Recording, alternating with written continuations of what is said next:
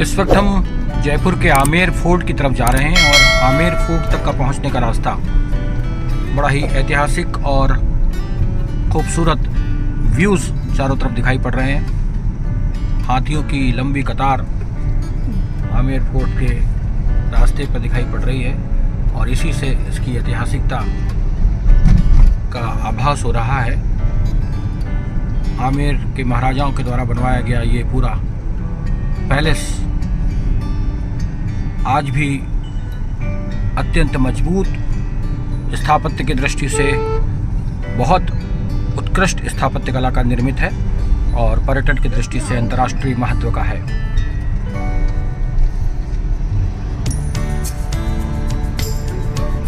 आमेर की पहाड़ियों पर निर्मित ये किला दूर से उसकी बाउंड्री वॉल दिखाई पड़ रही है।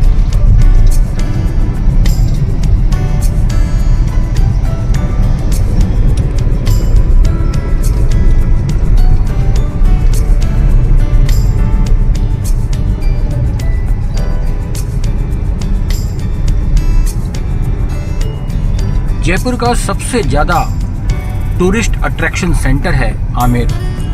विगत कई वर्षों से आमेर राष्ट्रीय और अंतर्राष्ट्रीय पर्यटकों को अपनी ओर आकर्षित करता रहा है। अपनी स्थापत्य कला, अपनी शान शौकत और राजसी ठाट बाट और वैभव का प्रदर्शन करते हुए यह पैलेस पूरे विश्व में इंटरनेशनल टूरिज्म को प्रमोट करता है। जयपुर में इस वक्त आमेर फोर्ट की चढ़ाई हम लोग चढ़ रहे हैं।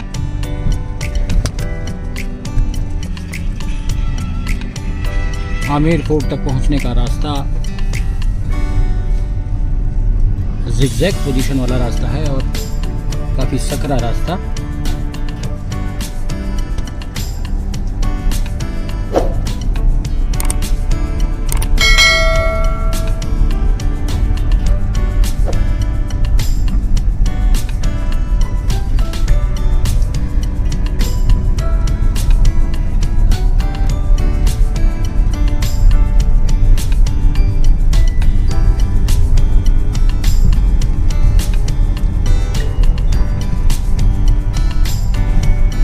आज हम आपको आमेर फोर्ट पूरा घुमाएंगे और साथ ही बताएंगे कि इस किले का इतिहास क्या है और किस तरह से मध्यकालीन शासकों के समय में ये किला सामरिक और सैनिक महत्व का रहा और मुगलों और राजपूतों के समय का ये एक प्रमुख संघर्षशील किला रहा।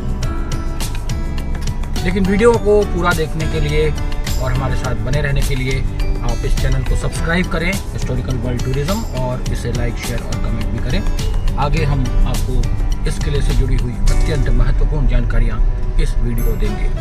वीडियो को पूरा अंत तक देखें और हमारे साथ जुड़े रहें।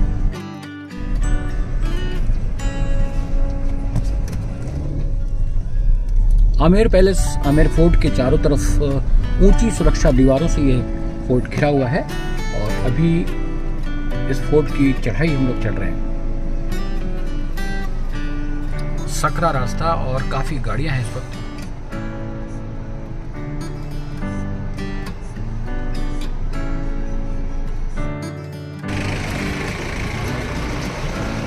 आमेर फोर्ट का यह विहंगम दृश्य चारों तरफ ऊंची पहाड़ियों से घिरा और ये सुरक्षा दीवार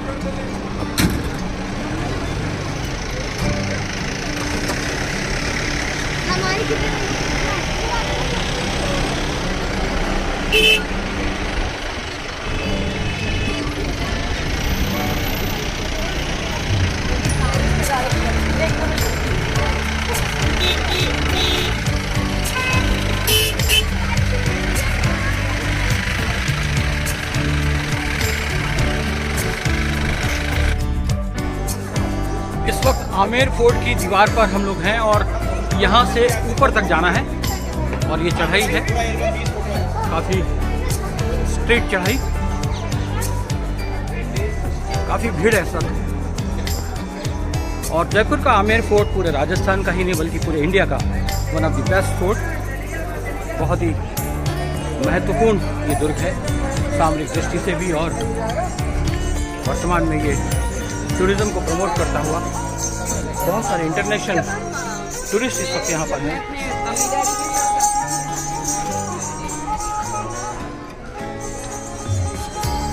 आइए इस वीडियो के अंत तक आप बने रहें, हम आपको पूरा फोर्ट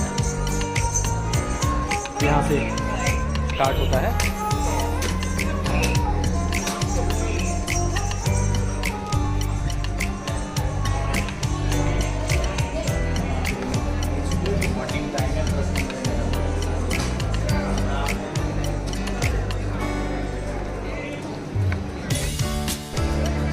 आमेर फोर्ट के मिडवे में हम लोग इस वक्त हैं और चारों तरफ बहुत ही सुंदर स्क्वायर है। दीवाने आम के रूप में या फिर बड़ी महफिलों के रूप में इस्तेमाल किया जाता रहा होगा। हमारे साथ हमारे गाइड हैं, आप अपना इंट्रोडक्शन दें। हेलो, नमस्कार, मेरा नाम कुलदीप सिंह है और मैं आमेर और राजस्थान का पूरे राजस्थान का गवर्नमेंट गाइड हूँ। ठीक है, तो अभी हम आमेर पैलेस विजिट करेंगे सर के साथ, 1 घंटे का टूर रहेगा।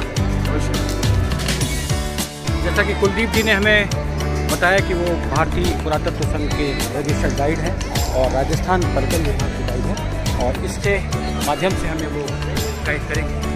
हालांकि बहुत सारी चीज़ें हम इतिहास में पहले ही पढ़ चुके हैं, लेकिन गाइड की दृष्टि से आज की तारीख में क्या प्रासंगिक है और क्या नहीं, और वही बहुत सारे महत्वपूर्ण स्पॉट हम लोग कवर करेंगे। मैं आपको आगे और भी बेहतर स्पॉट दिखाऊंगा। आइए चलते हैं। तो ये एक लोकेशन है, ठीक है, जिसका नाम है आम्बेर। आपने मोस्टली सुना होगा आमेर या आम्बेर, कौन सा नाम सही है? इसके पीछे नाम है आम्बेर, AMBER। इसके पीछे माना जाता है कि पहले यहाँ पर मीना कास्ट के लोग रहते थे। राजपूतों में और मीनों में उस टाइम पर युद्ध हुआ, उसके बाद राजपूत यहाँ पर रहना स्टार्ट हुआ। तो जितने भी राजपूत यहाँ पर हुए, उनके जो कुल देवता हुआ करते थे अंबिकेश्वर महादेव। आमेर का दुर्ग अंबिकेश्वर महादेव के नाम पर बनाया गया। इसका निर्माण राजा मानसिंह प्रथम ने 1589 ईस्वी से प्रारंभ किया और इसको पूरा बनाने में लगभग 137 वर्ष लग गए। 1589 से लगा करके 16वीं शताब्दी 17वीं शताब्दी के मध्य तक ये किला बनता रहा, और इसे बनवाने में 3 राजाओं का बहुत बड़ा योगदान है। राजा मानसिंह प्रथम, मिर्जा राजा जयसिंह और सवाई मानसिंह। आमेर किले के अंदर हम प्रवेश कर चुके हैं और सामने हैं दीवाने आम और आमेर पैलेस। यहाँ से चारों तरफ का व्यू बहुत ही सुहाना और मनमोहक। इसके पीछे आप देखिए चारों तरफ ऊंची ऊंची पहाड़ियाँ और उसे कवर करती हुई सीढ़ियाँ और बाउंड्री वॉल।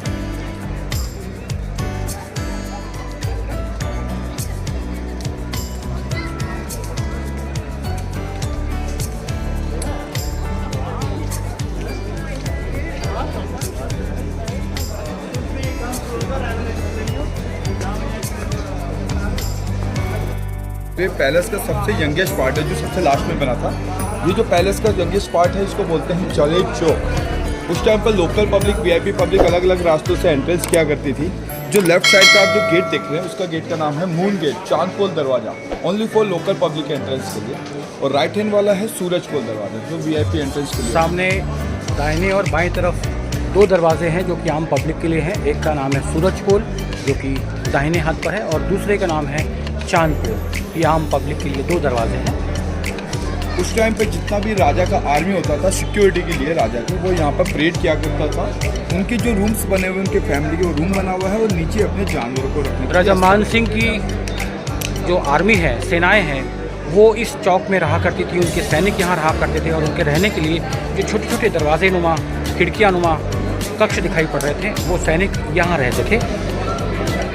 राजा मान सिंह प्रथम जो हैं वो अकबर के मनसबदार थे, अकबर के प्रमुख सेनापति थे, और यहाँ की आमेर की पूरी सेनाएं अकबर के लिए काम करती थी। तो सामरिक दृष्टि से ये आमेर फोर्ट मुग़ल काल से ही लगातार संघर्ष में रहा। मुगल काल से लगातार प्रथम श्रेणी के दुर्गों में इसकी गिनती होती रही। राजा भगवान दास के द्वारा बनवाया गया ये फोर्ट मानसिंह तक आते आते मुगल सेनाओं का एक प्रमुख आर्मी का केंद्र बन गया, सामरिक दृष्टि से अत्यंत महत्वपूर्ण हो गया। तो यहाँ पर उस टाइम पर सर एक बार जोधा और अकबर का शादी भी यहाँ पर हुआ है। ये ऊंची पहाड़ी पर जो छोटा सा किला दिखाई पड़ रहा है वो जयगढ़ का किला है और आम्बेर और जयगढ़ के बीच में लगभग 2 किलोमीटर की अंडरग्राउंड सुरंग है, अंडरग्राउंड टनल है। राजा कोकिल के द्वारा 11वीं शताब्दी में 12वीं शताब्दी के मध्य ये जयगढ़ का किला बनवाया गया था और मुगल काल आते आते जयगढ़ का किला और आमेर का किला आर्मी का एक प्रमुख सेंटर हो गया और मुगलों को इस किले की दोनों सेनाओं का लाभ मिला।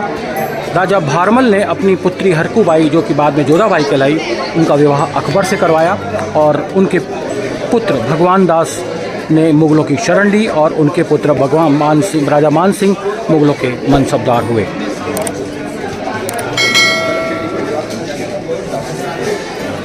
उस चीज़ से हम 100% एग्री, क्योंकि कर्नल जंग हो गए, बहुत सारे आर्टिस्ट वाले थे, उन्होंने अलग अलग रखा। दीवाने आम के बिल्कुल पैरेलल लेफ्ट हैंड साइड पर ये 27 कचहरी नामक स्थान है, जो कि बहुत खूबसूरत मेहराबों और पिल्लर से घिरे हुए हैं। दरबारी कार्रवाई में अपने महत्वपूर्ण कैबिनेट डिसीजन के बाद राजा की सहायता के लिए मंत्री यहाँ बैठते थे। 3 के कॉलम में कुल 27 खाने बने हुए हैं, प्रत्येक खाने में एक मंत्री बैठता था और दरबारी कार्रवाइयों के निर्णयों को वो यहाँ पर एक ऑर्डर के रूप में, कार्रवाई विवरण के रूप में, एक मिनट्स के रूप में उसे नोट करता था और बाद में वो पूरे राज्य में क्रियाशील होते थे। तो ये एक इंटरकनेक्टेड रास्ता था दीवान दरबार आम, दरबार खास और उसके बाद में ये centre of sitting places of ministers, 27 ministers के बैठने का स्थान। ये बहुत ही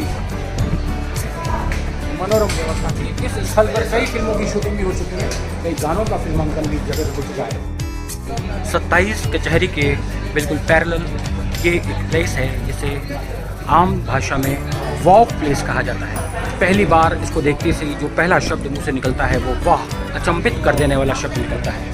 बहुत ही खूबसूरत लोकेलिटी और बहुत ही खूबसूरत व्यू यहाँ से आम्बेर की पहाड़ियों का दिखलाई पड़ता है। ये सामने जो लेक दिखाई पड़ रही है इसका नाम है मावठा लेक। मावठा मालवा और राजस्थान में शीतकालीन बारिश को कहा जाता है। तो शीतकालीन बारिश से ये लेक निर्मित हुई है और बीच में जो गार्डन आपको दिखाई पड़ रहा है उस गार्डन को सैफ्रॉन गार्डन कहा जाता है। मुगल काल में मुगल शासकों ने इस स्थान पर सैफ्रॉन यानी कि केसर की खेती करने के लिए इस स्थल का निर्माण किया, लेकिन राजस्थान की गर्म जलवायु की वजह से केसर का उत्पादन यहाँ पे नहीं हो सका और ये नष्ट हो गया। वर्तमान में इसे एक गार्डन के रूप में डेवलप किया गया है और प्रतिदिन शाम को वो जो टेरेस दिखाई पड़ रही है वहाँ पर लाइट एंड साउंड का प्रोग्राम पर्यटकों के लिए आयोजित किया जाता है। यहाँ पर जो लंबी सी सुरक्षा दीवार दिखाई पड़ रही है ये इस आमेर फोर्ट को सुरक्षित रखने के लिए एक दीवार है। ये 3rd largest wall in the world. किसी भी स्थल को सुरक्षित रखने के लिए जो सबसे लंबी दीवार है वो है चीन की दीवार, जो कि लगभग 3600 किलोमीटर लंबी है। दूसरे क्रम पर कुंभलकोट फोर्ट की दीवार का है और ये तीसरा स्थान जयपुर के आम्बेर फोर्ट की दीवार का है, जो लगभग 11.5-12 किलोमीटर लंबी है। दीवार की ऊंचाई पर सबसे ऊपर जो बुर्ज दिखाई पड़ रहे हैं दरअसल वो सुरक्षा कर्मियों के रहने के लिए है। जब कभी भी कोई आक्रमण होता था तो सुरक्षा कर्मी यहाँ से नगाड़े बजाकर और विभिन्न प्रकार के वाद्य यंत्रों के द्वारा अगली सुरक्षा चौकी को उसकी सूचना दिया करते थे और उस सूचना के बाद यहाँ अंदर आर्मी अलर्ट हो जाया करती थी और दुश्मन का सामना करने के लिए तैयार होती थी।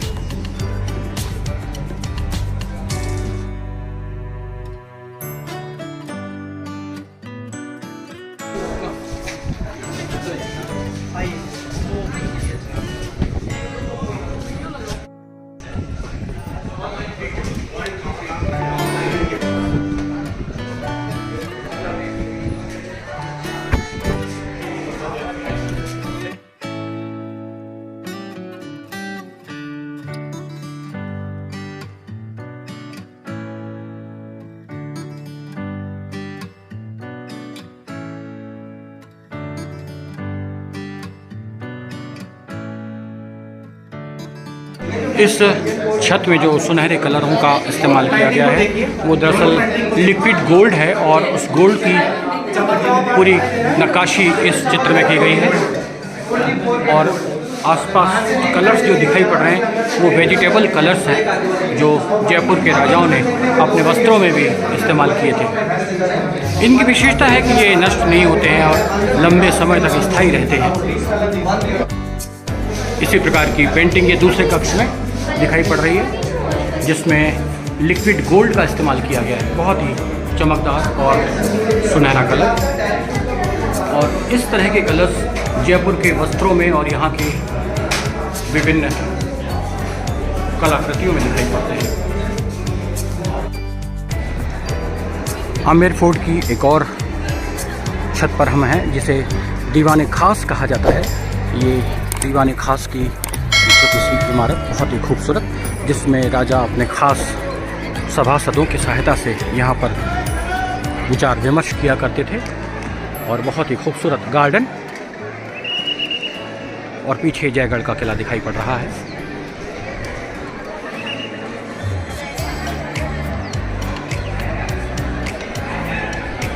दीवाने खास में विशिष्ट लोगों की समिति और सभासदों की समिति यहाँ पर दिखाई पड़ रही है।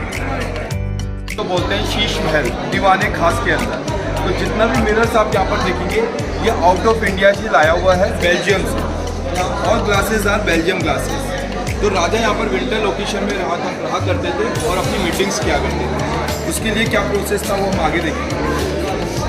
ये दीवाने खास पैलेस है और ये जो इसकी नक्काशी की गई है छतों पर, ये बेल्जियम ग्लासेस हैं और बहुत खूबसूरत ग्लासेस हैं।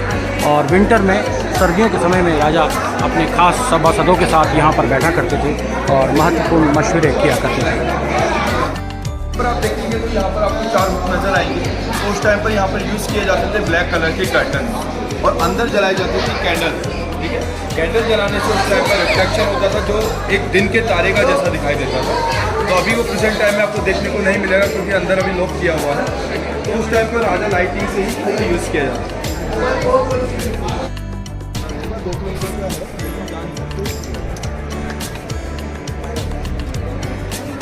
खूबसूरत मुगल गार्डन जो कि आमेर फोर्ट में दीवाने खास के बिल्कुल सामने की तरफ बनाया गया है।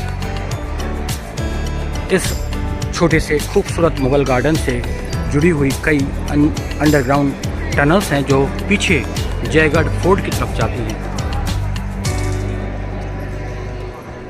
सामरिक दृष्टि से और सैनिक दृष्टि से ये फोर्ट अत्यंत महत्वपूर्ण है खुफिया रास्तों की वजह से।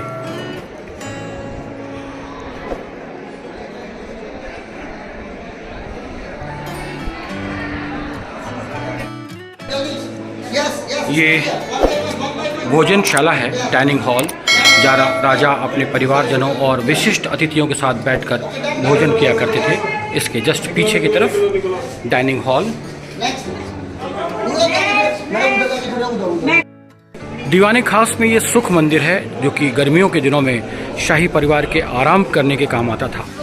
सफ़ेद संगमरमर से बने हुए इस भवन की दीवारों में सफ़ेद प्लास्टर का उभरा हुआ कार मुगल कला का एक बहुत ही सुंदर कलात्मक उदाहरण है। इस भवन के पीछे की दीवार में संगमरमर का एक जालीदार झरना बनाया गया है जो खुली हुई नहर से जुड़ा हुआ है।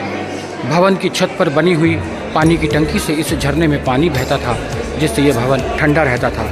इसमें बने हुए कमरों के दरवाजे चंदन की लकड़ी से निर्मित हैं जिन पर हाथी दांत की पच्चीकारी का काम किया गया है। तो वाटर कूलिंग की दृष्टि से ये मंदिर गर्मी के दिनों में अत्यंत आरामदायक मंदिर के रूप में इस्तेमाल किया जाता था। मुगल गार्डन का ये दूसरा व्यू बहुत ही खूबसूरत और बीच में ये फव्वारे लगे हुए हैं जो कि इसकी सुंदरता में अत्यंत वृद्धि करते हैं।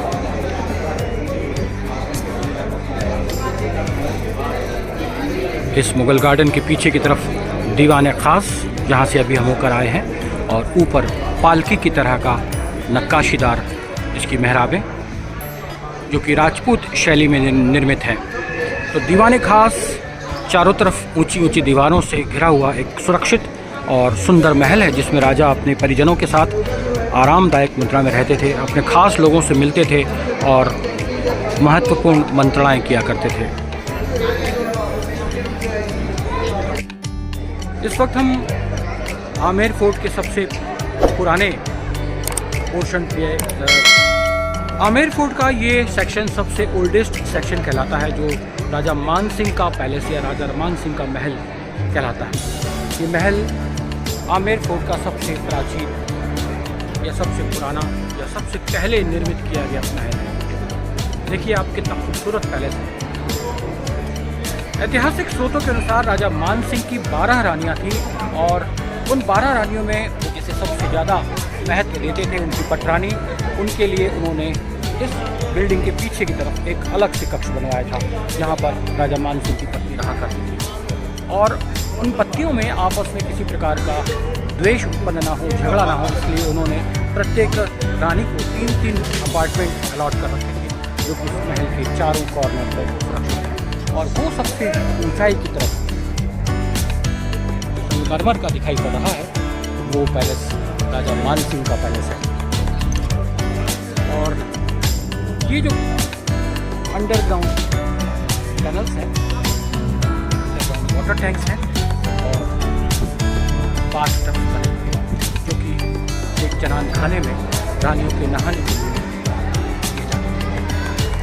ये विभिन्न कार्यों के लिए इस्तेमाल किया जाता था। रंग महल था ये, जो नाच, डांस या नृत्य की महफिलों के लिए इस्तेमाल किया जाता था।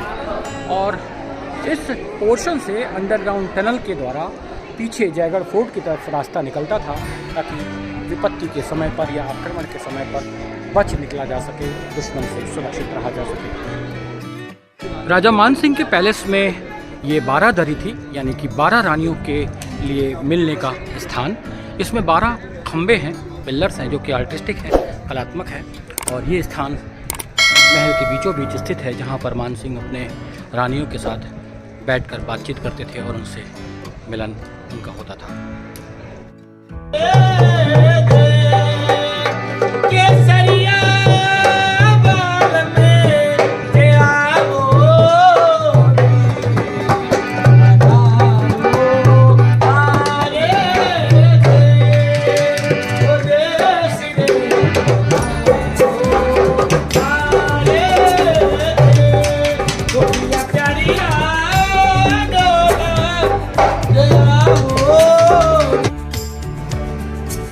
आमेर फोर्ट से जयगढ़ फोर्ट की तरफ जाने वाला ये अंडरग्राउंड टनल है और 2 किलोमीटर लंबा है। आमेर फोर्ट से जयगढ़ फोर्ट को कनेक्ट करने के लिए इस सुरंग का निर्माण तत्कालीन राजाओं के द्वारा करवाया गया था। इस सुरंग के अंदर भी लोग जाते हैं, लेकिन कुछ दूरी पर जाने के बाद उसे बंद कर दिया गया है सुरक्षा कारणों की दृष्टि से। आमेर फोर्ट अभी भी गवर्नमेंट के नियंत्रण में है, लेकिन जयगढ़ फोर्ट जयपुर के राजा की प्रॉपर्टी है, इसलिए वहाँ तक जाने के लिए परमिशन लेनी पड़ती है। और डॉक्टर आशा इस टनल में जा रही हैं देखने के लिए कि दरअसल वहाँ पर वास्तुस्थिति क्या है। इतिहास के विद्यार्थियों के लिए ये जानना बड़ा रोचक है कि विभिन्न किलों में और महलों में इस तरह की सुरंगों के माध्यम से राजा और रानी और उनके परिजनों को सुरक्षित बच निकलने के खुफिया रास्ते होते थे। और पूरे वर्ल्ड में इस तरह के पैलेसेस और फोर्ट्स जहाँ पर भी हैं, इस तरह की सुरंगों का निर्माण किया गया है। तो आमेर फोर्ट में भी चूँकि आर्मी रहती थी और जयगढ़ फोर्ट में राजा रहता था, तो दोनों को कनेक्ट करने के लिए ये 2 किलोमीटर लंबी टनल है, जो सीधे जयगढ़ फोर्ट की तरफ निकलती है और वर्तमान में ये चालू हालत में है। ये रास्ता अंडरग्राउंड टनल से निकल करके आ रहा है। हम लोग अभी इस टनल के अंदर से होकर के आ रहे हैं। अंदर चूँकि रिकॉर्डिंग करना प्रतिबंधित है, इसलिए अभी अंदर तक हम रिकॉर्ड नहीं कर पाए हैं और इस टनल के माध्यम से हम निकल रहे हैं। जयगढ़ फोर्ट में जयपुर के राजा अभी भी रहते हैं, वो उनकी निजी प्रॉपर्टी है और ये आमेर फोर्ट गवर्नमेंट की प्रॉपर्टी है। मध्यकालीन किलों और महलों में कुछ खास उद्देश्यों के लिए सुरंगें बनाई जाती थी। इनका उपयोग सुरक्षा तथा महल में गुप्त रूप से प्रवेश करने और निकासी करने के लिए किया जाता था। आमेर महल के पश्चिमी भाग में स्थित यह सुरंग सीधे जयगढ़ की ओर जाती है। यह रंग महल के कुछ पहले तक अंडरग्राउंड है। इसके आगे ये भूमि की सतह से ऊपर आ जाते हैं। इसकी लंबाई में छत नहीं है। महल के क्षेत्र में यह सुरंग महल की पश्चिमी मुख्य दीवार की नींव भी बनाती है। इसमें मानसिक महल, दीवारें खास और जनानी जोड़ी भागों से प्रवेश करने के लिए रास्ते बने हुए हैं। रोशनी के लिए सुरंगों में मशाल लगाकर रोशनी की जाती है। इस समय आमेर फोर्ट के पैरेलल भाग की तरफ आर्ट गैलरी और विभिन्न हिस्सों की तरफ हम बढ़ रहे हैं। इसे मीना बाज़ार कहा जाता था। यहाँ पर महिलाओं के लिए विशेष किस्म का बाज़ार लगाया जाता था, जिसमें ज्वेलरी, उनके वस्त्र, आभूषण और विभिन्न वस्तुएं विक्रय के लिए महल की तरफ से ये बाज़ार आयोजित किया जाता था।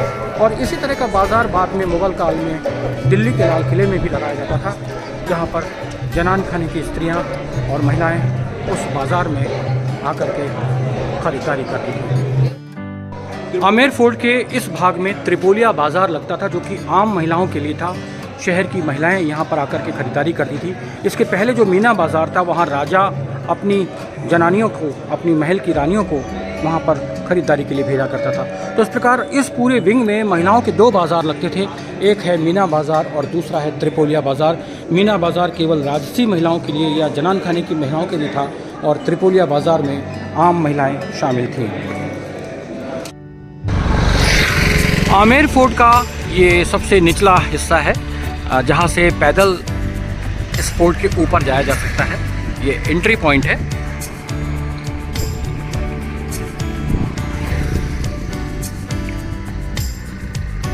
और ये पूरा आमेर फोर्ट और उसके ऊपर जयगढ़ फोर्ट।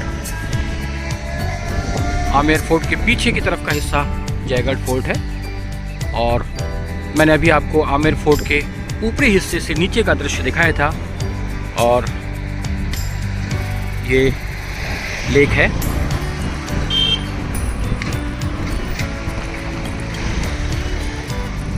बहुत ही खूबसूरत व्यू यहाँ से। और ये पूरी पहाड़ी सामरिक दृष्टि से बहुत महत्वपूर्ण रही है, खास करके राजपूतों और मुगलों के जो आपसी संबंध रहे हैं, और राजपूतों के दूसरे राजपूत राजाओं के साथ में जो संबंध रहे हैं, आमेर के राजाओं के दूसरे जो राजा थे जोधपुर के या फिर कहीं मेवाड़ के, उन राजाओं के साथ में जब सेनाओं का आदान प्रदान होता था, युद्ध होते थे, तो ये रास्ते जो है बहुत ही महत्वपूर्ण रहे हैं।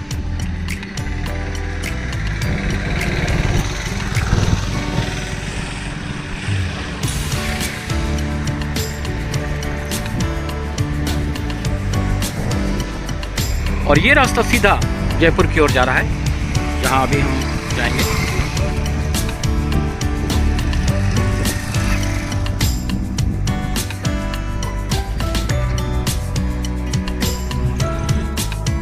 आमेर फोर्ट के इस भाग में राजा और रानियों को हाथियों से लाया जाता था और यहीं से उनका निकास होता था। तो एक तरह से कहना चाहिए कि ये एक विशिष्ट मार्ग था, वीआईपी रोड थी, जो केवल राजा और रानियों के लिए इस्तेमाल की जाती थी।